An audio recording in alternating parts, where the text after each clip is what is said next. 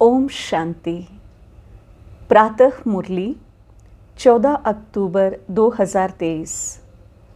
बाबा कहते, मीठे बच्चे आज्ञाकारी बनो। बाप की पहली आज्ञा है, अपने को आत्मा समझ बाप को याद करो। प्रश्न, आत्मा रूपी बर्तन अशुद्ध क्यों हुआ है? उसको शुद्ध बनाने का क्या साधन है? उत्तर, वाहियात बातों को सुनते और सुनाते आत्मा रूपी बर्तन अशुद्ध बन गया है। इसको शुद्ध बनाने के लिए बाप का फरमान है, hear no evil, see no evil, talk no evil, think no evil. एक बाप से सुनो, बाप को ही याद करो, तो आत्मा रूपी बर्तन शुद्ध हो जाएगा।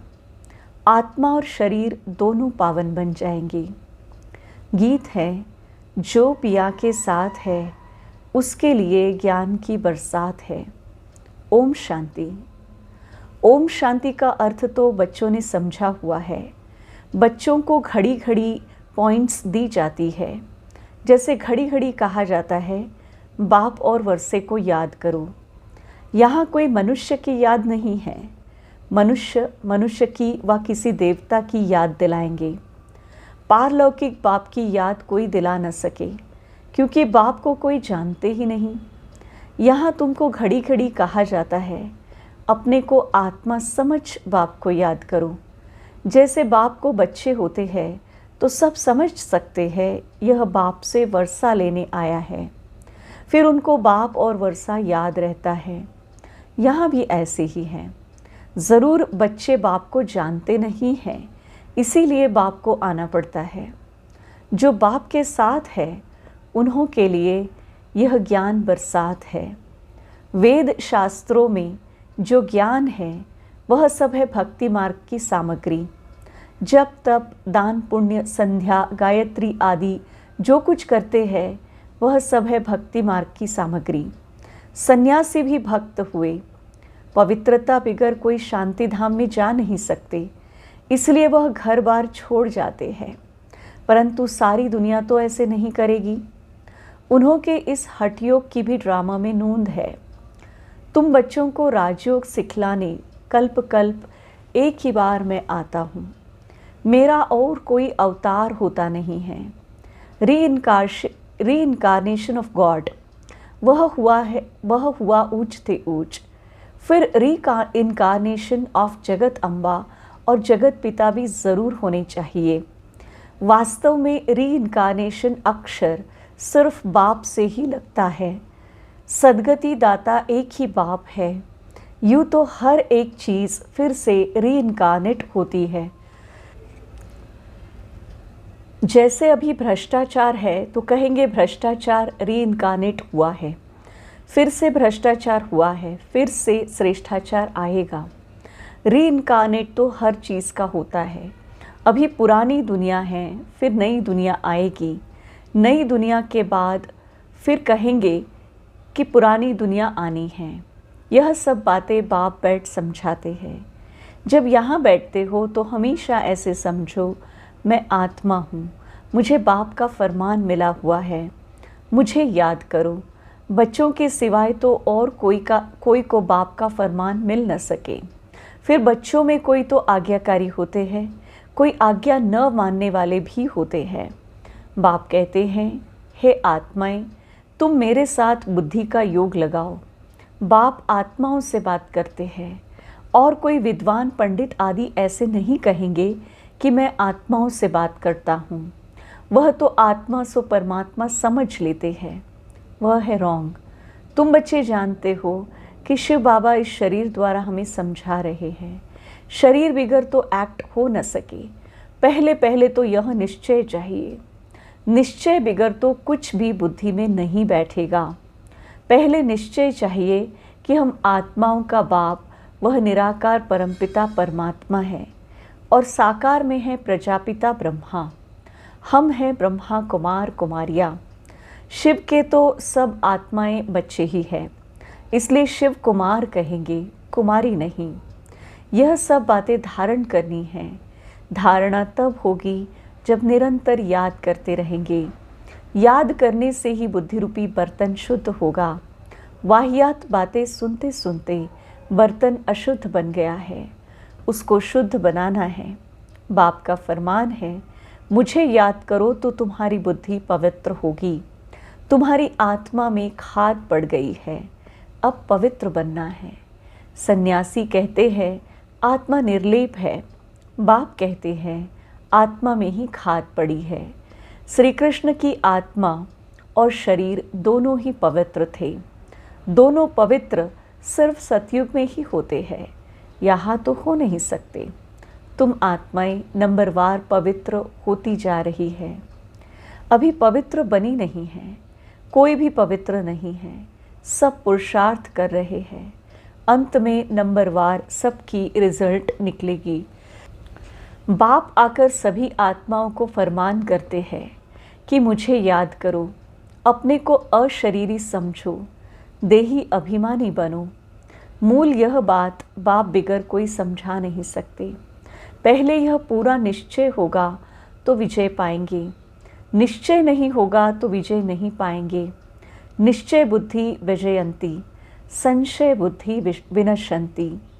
गीता में कोई कोई अक्षर बहुत अच्छे हैं। इसको कहा जाता है आटे में नमक। बाप कहते हैं मैं तुमको सभी वेदों शास्त्रों का सार समझाता हूँ कि इनमें क्या क्या है। यह सब है भक्ति मार्ग के रास्ते। इनकी भी ड्रामा में नूंद है।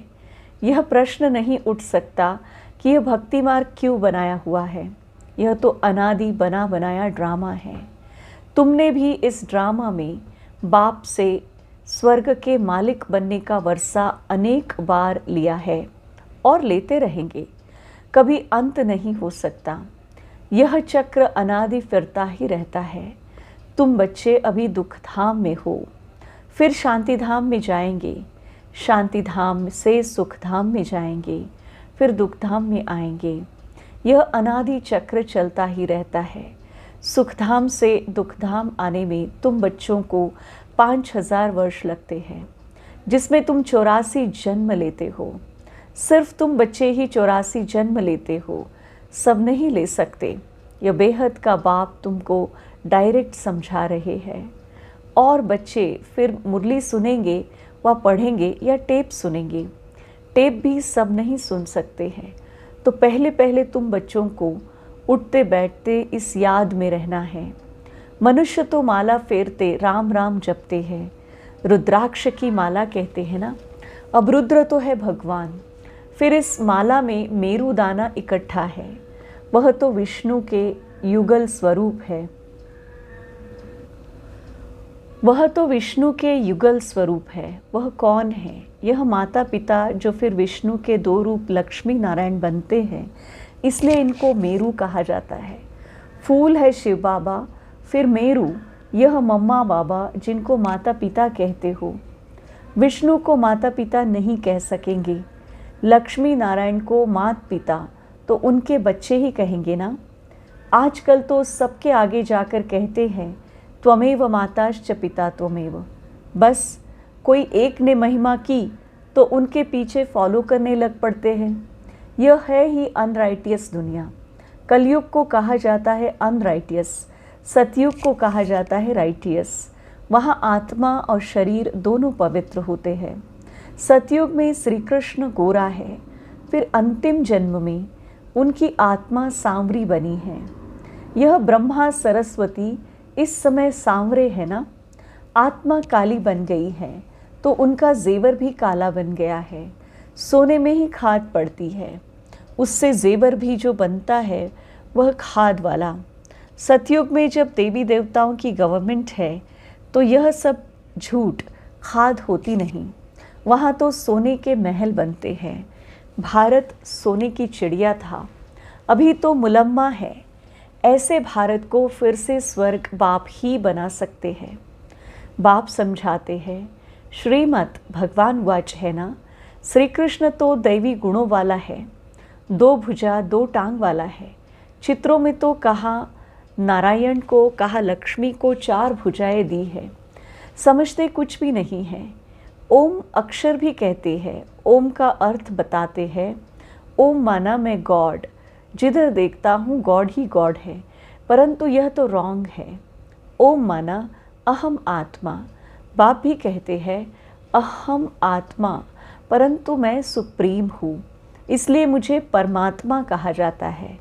मैं परम धाम में रहता हूँ। ऊंचे ते ऊंच भगवान फिर सूक्ष्म वतन में ब्रह्मा विष्णु शंकर की आत्मा है। फिर नीचे आओ तो यह मनुष्य लोक है, वह दैवी लोक, वह आत्माओं का लोक, जिसको मूल वतन कहा जाता है। यह बातें समझने की है। तुम